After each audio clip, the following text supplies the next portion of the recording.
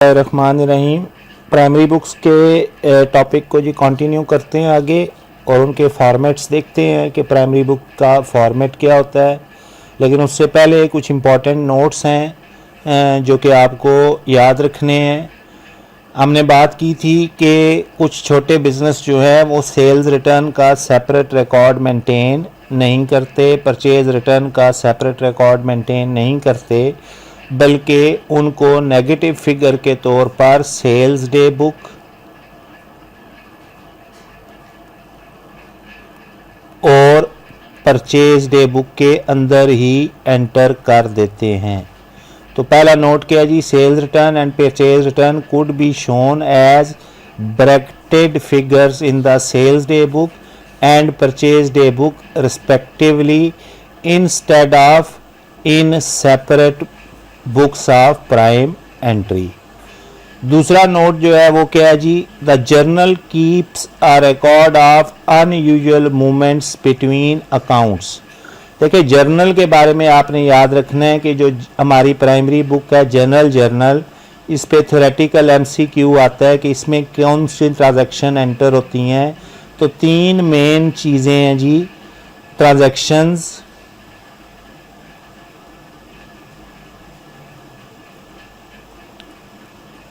which does not fit into या which transactions हैं तो which do not fit into other books।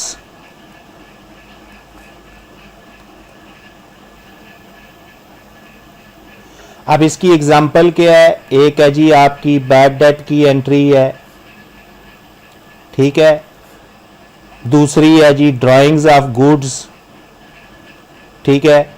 तो drawings of goods जो है वो नॉर्मली ईयर एंड पे हम एडजस्टमेंट करते हैं, तो वो भी हम यहाँ पे एंटर करते हैं, ठीक है। लेकिन ड्यूरिंग द ईयर अगर ड्राइंग्स ऑफ गुड्स हुई हैं तो वो परचेज डे बुक में आप नेगेटिव फिगर के तौर पर भी शो कर सकते हैं। लेकिन नॉर्मली चूँकि हमने इनका सेपरेट रिकॉर्ड मेंटेन करना होता है तो इनको भी जनरल जर्नल में एंटर करते हैं। Purchase of non current asset, अब ये बात बड़ी इंपॉर्टेंट है, नॉन करंट एसेट। अब अगर तो नॉन करंट एसेट आपने नकद खरीदा है तो फिर तो कैश बुक में आएगा, लेकिन अगर आपने ऑन क्रेडिट परचेज किया है इसको तो फिर ये परचेज डे बुक में नहीं आएगा। ये बात याद रखनी है कि purchase day book credit purchases के लिए यानी कि परचेज ऑफ गुड्स के लिए बनेगी। Sales day book credit sales के लिए है यानी कि सेल ऑफ गुड्स के लिए। तो अगर आप नॉन करंट एसेट यानी कि मशीनरी, बिल्डिंग, व्हीकल वगैरह परचेज करते हैं ऑन क्रेडिट, तो आप क्या एंट्री करेंगे, आप फर्नीचर डेबिट पेएबल क्रेडिट। तो ये कैश बुक में भी नहीं आएगा, परचेज डे बुक में भी नहीं आएगा, परचेज रिटर्न का तो तुक नहीं बनता, सेल का भी तुक नहीं बनता क्योंकि हाई परचेज है। तो अब कंफ्यूजन यहाँ पे स्टूडेंट में ये आ जाती है कि वो परचेज डे बुक में इसको एंटर कर रहा होता है। परचेज डे बुक याद रखना है कि सिर्फ बनती है परचेज ऑफ गुड्स के लिए ऑन क्रेडिट।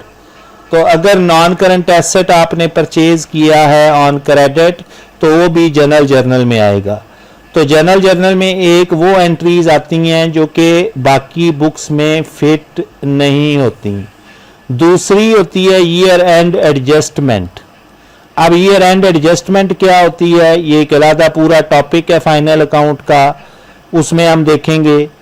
और तीसरी एरर्स की रेक्टिफिकेशन, एरर्स को अब जब ठीक करते हैं तो वो भी एंट्री जो है वो हम कहाँ पे करेंगे, जनरल जर्नल में। तो जनरल जर्नल जो है वो keeps the record of unusual movements between account. It is used to record any double entries made which do not arise from other books of prime entry. A narrative explanation must accompany each journal entry। हर transaction को हम एक narration देते हैं, एक explanatory note देते हैं, ये लाजमी है, ये भी पॉइंट याद रखना है। इस पे थ्योरेटिकल एमसीक्यू आता है। It is required for audit and control to indicate the purpose and authority of every transaction which is not first recorded in book of primary entry. For example, error ये भी हो सकती है कि आपने एक ट्रांजैक्शन को सिरे से मिस कर दी है, अब साल ख़त्म हो गया, आप उस एरर को ठीक कर रहे हैं, यानी कि उसको रिकॉर्ड कर रहे हैं, तो आपने प्राइम एंट्री में उसको क्यों रिकॉर्ड नहीं किया था, आपने उसको ओमिट कर दिया था। अब आप प्रॉपरली टॉप मैनेजमेंट से उसकी इजाज़त लेंगे, ये ट्रांजैक्शन प्रॉपरली ऑथराइज होगी, इसका वाउचर बनेगा जिसको हम जर्नल वाउचर कहते हैं, उसको प्रॉपरली रिकॉर्ड किया जाएगा। तो उसके लिए जो जर्नल हमारी प्राइमरी बुक है उसके लिए जो सोर्स डॉक्यूमेंट है वो क्या है, journal voucher is use to record the equivalent of one entry in the journal, यानी कि हर एक एंट्री के लिए एक वाउचर बनेगा, एक वाउचर के ऊपर मल्टीपल एंट्रीज नहीं हो सकती। अब कुछ ट्रांजैक्शंस हैं जो कि रेपिटेटिव इन नेचर होती हैं, फॉर एग्जांपल बैड डेट है तो तकरीबन हर साल के एंड पे हम कुछ ना कुछ बैड डेट की एंट्रीज कर रहे होते हैं, ठीक है। तो उसके लिए क्या किया जाता है, जो वाउचर है वो प्रिंट ले लिया जाता है। A repetitive nature of certain journal entries mean voucher can be pre-printed, क्योंकि उन पे एक ही तरह की इंफॉर्मेशन आनी है तो उसको प्री प्रिंट कर दिया जाता है और उसको फिल कर लिया जाता है to standardize the narrative of such entries and to save time in writing them out. A voucher is able to hold more information than conventional journal record. अब ये कन्वेंशनल जर्नल रिकॉर्ड क्या था, अभी हमने ये पढ़ा था कि सबसे पहले क्या होगा, डॉक्यूमेंट बनेगा, उसको हम एंटर करेंगे प्राइमरी बुक्स में, और प्राइमरी बुक्स में हमने देखा था कि प्राइमरी बुक्स जो हैं वो हमारी 7 टाइप की हैं और 7वीं टाइप है हमारी जर्नल, और जर्नल उन ट्रांजैक्शन के लिए यूज हो रहा है जो बाकी प्राइमरी बुक्स में फिट नहीं होती या जो कि अनयूजुअल नेचर की हैं या एडजस्टमेंट्स हैं या रेक्टिफिकेशन ऑफ एरर्स हैं। लेकिन शुरू में कन्वेंशनल जर्नल रिकॉर्ड बनता था, जब काउंटिंग आज से 20 साल पीछे चले जाएं तो होता ये था कि हम क्या करते थे, एक ही बुक बनाते थे जर्नल, ठीक है, और उस जर्नल से हम क्या बना लेते थे, लेजर्स बना लेते थे, ठीक है। अभी भी पाकिस्तानी जो क्वालिफिकेशन है BCom या ICom के जो स्टूडेंट्स हैं, ठीक है, उनको यही प्रोसीजर पता है कि वो जर्नल एंट्री करते हैं और फिर लेजर्स बना लेते हैं। लेकिन अब जर्नल जो है वो एक रेजिजुअल बुक है, उसमें सिर्फ वो एंट्रीज हो रही हैं जो बाकी बुक्स में नहीं हो सकती। उसके अलावा ये बात भी मैंने बता दी कि journal to record correction of errors that have been made in writing of the journal ledger accounts. Clear हो गया जी। अब एक और छोटा सा पॉइंट है कि एक टर्म है सेंड्री पेएबल्स और एक है ट्रेड अकाउंट पेएबल। देखें, फॉर एग्जांपल मैंने नॉन करंट एसेट परचेज किया क्रेडिट पे, या मैंने गुड्स परचेज की क्रेडिट पे, तो गुड्स जो मैं परचेज कर रहा हूं वो रीसेल पर्पस के लिए है, ये ट्रेडिंग एक्टिविटी है, और नॉन करंट एसेट मैंने यूज करना है, ये ट्रेडिंग एक्टिविटी नहीं है। लेकिन दोनों में अमाउंट पेएबल है, तो जो लेजर बनेगा मेरा, उसका जो टाइटल होगा, अगर नॉन करंट एसेट परचेज किया है तो उसका मैं टाइटल रख सकता हूं सेंड्री पेएबल्स, और अगर मैंने गुड्स परचेज किए हैं ऑन क्रेडिट तो उसका जो टाइटल होगा वो ट्रेड अकाउंट्स पेएबल। तो ये इसलिए हम करते हैं कि डिस्टिंक्शन रहे कि अगर हमारे पेएबल है तो वो पेएबल बने किस वजह से हैं। इसी तरह सेंड्री रिसीवेबल और ट्रेड अकाउंट रिसीवेबल भी हो सकता है। अब सबसे पहली प्राइमरी बुक है जी हमारी सेल्स डे बुक। अब इसकी जो फॉर्मेट है, सबसे पहला कॉलम है डेट का, डिटेल का। अब डिटेल में अगर आप देखें तो नाम मेंशन हो रहा है कस्टमर का जिसको हमने क्रेडिट पे चीजें बेची हैं। अब जब हम क्रेडिट पे चीजें बेचेंगे तो हम जो डॉक्यूमेंट इशू करेंगे वो इनवॉइस है, उनके नंबर्स यहाँ पे मेंशन हुए हैं। नेट वैल्यू है, नेट वैल्यू कौन सी थी, विदाउट टैक्स वैट के लेक्चर्स अवेलेबल हैं, वहां पे आप देखें तो ग्रॉस वैल्यू और नेट वैल्यू और उस पे सेल टैक्स कितना बनता है जी, फॉर एग्जांपल 150 नेट वैल्यू है और सेल टैक्स यहाँ पे मैंने जो कैलकुलेट किया हुआ है वो एट द रेट ऑफ 20% है और टोटल अमाउंट बनी हुई है यहाँ पे। ठीक है जी, तो हर इंडिविजुअल की जो सेल्स हैं वो हमने क्या की हैं, वो सेल्स डे बुक में डिटेल के कॉलम में उसका नाम लिखा और वो जो इनवाइस उसको इशू हुई उसका नंबर लिखा, नेट वैल्यू लिखी, उस पर टैक्स जो बन रहा है वो लिखा और टोटल अमाउंट लिख दी। तो ये सेल्स डे बुक का फॉर्मेट हो गया। ठीक है जी, उसके बाद है जी आपके पास परचेज डे बुक का फॉर्मेट सेम है जी, डेट, डिटेल, इनवाइस नंबर। अब यहां पे जो इनवाइस है वो आप रिसीव कर रहे हैं। ठीक है जी, जबकि सेल्स के केस में आप जो इनवाइस थी वो आप इशू कर रहे थे। तो ये एक इंपॉर्टेंट फर्क है। और चूंकि ये सिर्फ आपका बिजनेस था जो इनवाइस इशू कर रहा था, तो यहाँ पे आप देखें तो आपकी जो इनवाइस है उसका एक ही टाइप का नंबर है 1001, 1005, 1008, 1010। लेकिन आप इनवाइस जो रिसीव कर रहे हैं, तो अगर आपने डिफरेंट बिजनेस से परचेजेस की हैं, यानी कि मिस्टर अनान से परचेज की है, तो उसका इनवाइस का फॉर्मेट नंबरिंग अपने स्टाइल से है, AA1। ठीक है, मिस्टर कामरान की, काजिम की अपनी है, मिस्टर कासिम की अपनी है। तो ये यहाँ पे इनवाइस का कोई सीक्वेंस एक ही स्टाइल का नंबर नहीं आ रहा। तो इनवाइस की जो नंबरिंग होती है वो हर बिजनेस अपने हिसाब से करता है। और again net value, sales tax और टोटल। अब सेल्स रिटर्न डे बुक, तो सेल्स रिटर्न डे बुक में जब आप सेल्स रिटर्न होगी तो क्रेडिट नोट इशू होगा। अगेन आप इशू कर रहे हैं, ठीक है, तो आपका अपना एक सीक्वेंस है वो उसी तरह से चल रहा है। Again net value, sales tax, detail में उस बंदे का नाम आ गया। परचेज रिटर्न डे बुक, तो परचेज रिटर्न डिफरेंट जो सप्लायर है उनसे उनको आप परचेज रिटर्न कर रहे हैं, तो यहाँ पे क्रेडिट नोट आप क्या करेंगे, रिसीव करेंगे। तो ये बात याद रखनी है। वो क्वेश्चन में बात औकात ऐसे करता है, वो ये नहीं लिखता कि सेल रिटर्न हुई है या परचेज रिटर्न हुई है, बल्कि वो सिर्फ ये लिख देता है कि क्रेडिट नोट रिसीव हुआ है या क्रेडिट नोट इशू हुआ है। पांचवी बुक थी जी हमारी कैश बुक। तो कैश बुक की दो साइड्स है। ये मैंने यहाँ पे अगर देखे तो बोल्ड एक लाइन यहाँ पे मैंने ड्रॉ कर दी। ये कैश बुक की रिसिप्ट साइड है, यानी कि अगर कैश या चेक आप रिसीव कर रहे हैं, कैश या बैंक डेबिट हो रहा है, और ये पेमेंट साइड है, इसमें कैश या बैंक क्रेडिट हो रहा है। तो डेट है जी, डिटेल है। अब कैश क्यों रिसीव हुई, तो पहली ट्रांजैक्शन है जी कैश डेबिट हुई 2000 से।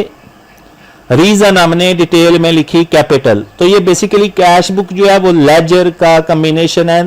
4 लेजर्स इसमें बन रहे होते हैं, एक कैश का, एक बैंक का, एक डिस्काउंट अलाउड का और एक डिस्काउंट रिसीव्ड का।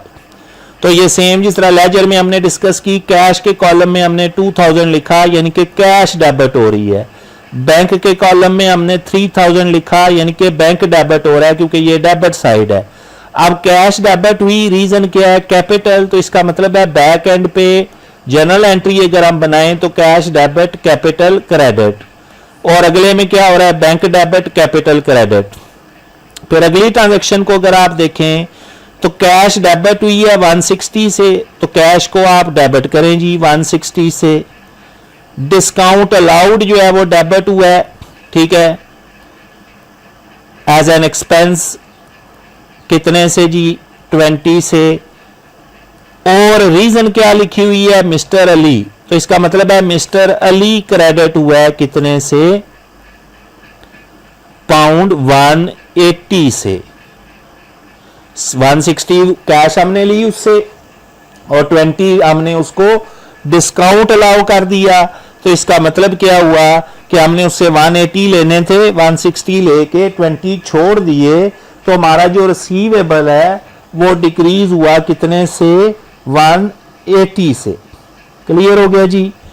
अब अगर हम पेमेंट साइड की बात करते हैं तो हमने बैंक को क्रेडिट किया कितने से, 35 से। बैंक क्रेडिट हो गया, सॉरी 30 से। डिस्काउंट रिसीव्ड क्रेडिट हुआ एज अ इनकम कितने से जी, पाउंड 5 से। रीजन डिटेल में क्या लिखी हुई है, मिस्टर अनान, तो इसका मतलब है मिस्टर अनान को हम पेमेंट कर रहे हैं कितनी, 35, 30 पे किया, 35 उसने छोड़ दिया हमें, तो हमारी जो लाइबिलिटी है वो कितने से डिक्रीज हुई, 35 से। तो ये हमारी कैश बुक जो है उसमें हम डाटा कैसे रिकॉर्ड करते हैं ये डिस्कस हो गया। उसके बाद है जी अदर पे जो रिकॉर्ड आएंगे कैश बुक के अंदर, जैसे हमने ड्राइंग्स अगर बिजनेसमैन कर रहा है, ठीक है, और कहां से कर रहा है, ये कैश कॉलम था, ये बैंक का कॉलम था, और ये डिस्काउंट रिसीव्ड का कॉलम था। इसी तरह यहाँ पे ये कैश का कॉलम था, ये बैंक का कॉलम था, और ये डिस्काउंट अलाउड का कॉलम था।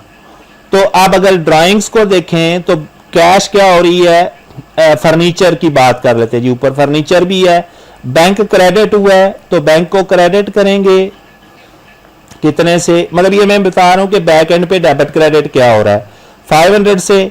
रीजन क्या लिखी हुई है, फर्नीचर, तो फर्नीचर डेबिट हो रहा है, इसका मतलब है हमने चेक पे करके 500 का फर्नीचर परचेज किया है। ड्राइंग्स की बात करें तो कैश जो है वो क्रेडिट हो रही है कितने से, 200 से। रीजन ड्राइंग्स लिखी हुई हैं, तो ड्राइंग्स जो है वो क्या हो जाएंगी, डेबिट हो जाएंगी कितने से, पाउंड 200 से। तो इस तरह से कैश बुक को आप देख के आप अंदाजा लगा सकते हैं कि बेसिकली हो क्या रहा है। जैसे डेबिट साइड पे अगर देखें तो कैश डेबिट हो रही है, यानी कि हम कैश रिसीव कर रहे हैं, रीजन लोन है, तो इसका मतलब क्या है कि हमने लोन लिया है।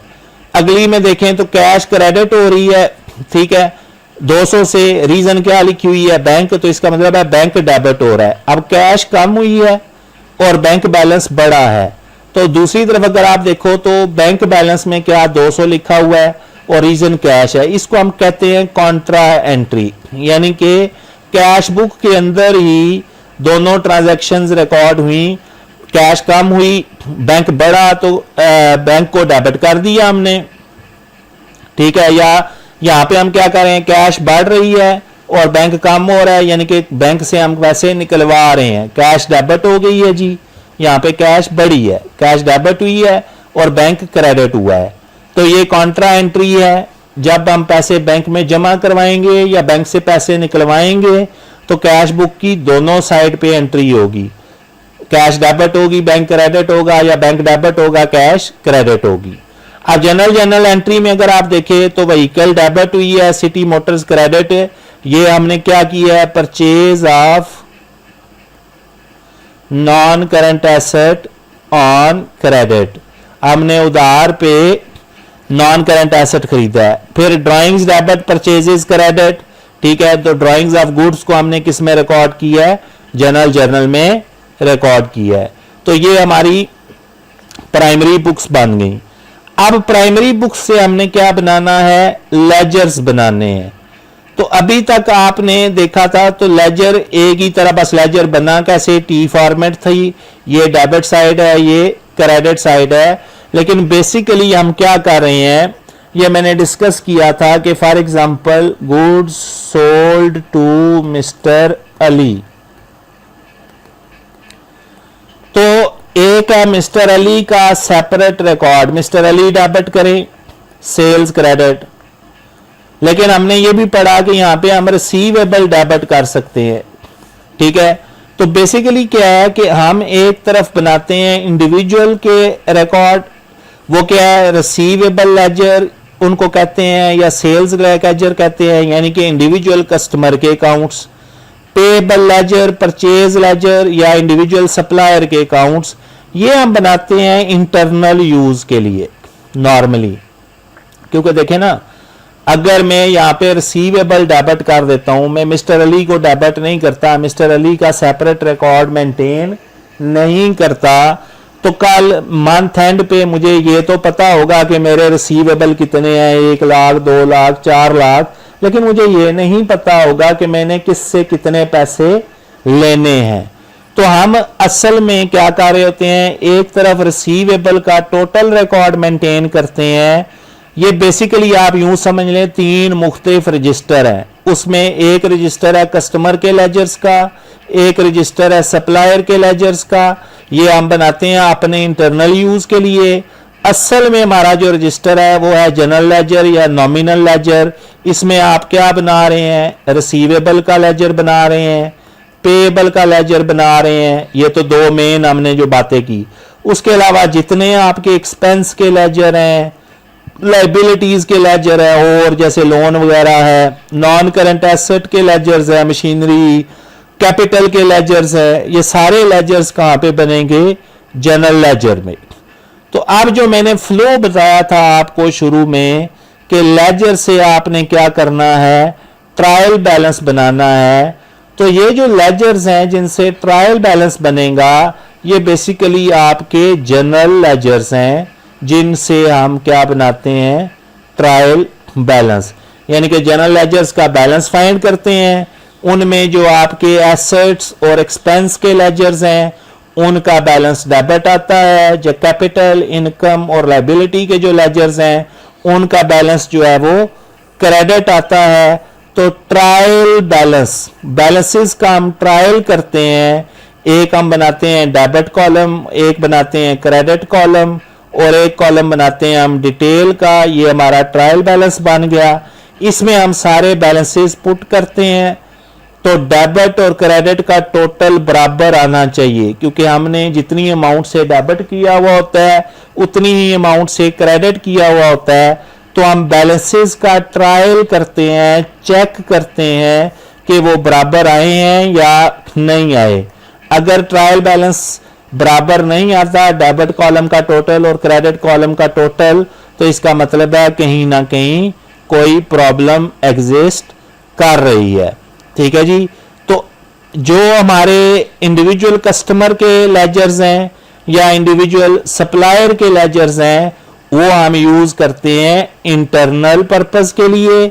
लेकिन जो रिसीवेबल का लेजर है, टोटल रिसीवेबल, इसको हम कहते हैं receivable control account, payable control account. इस पे पूरा टॉपिक है हमारा, उस पे लेक्चर्स हम आगे डिस्कस करेंगे।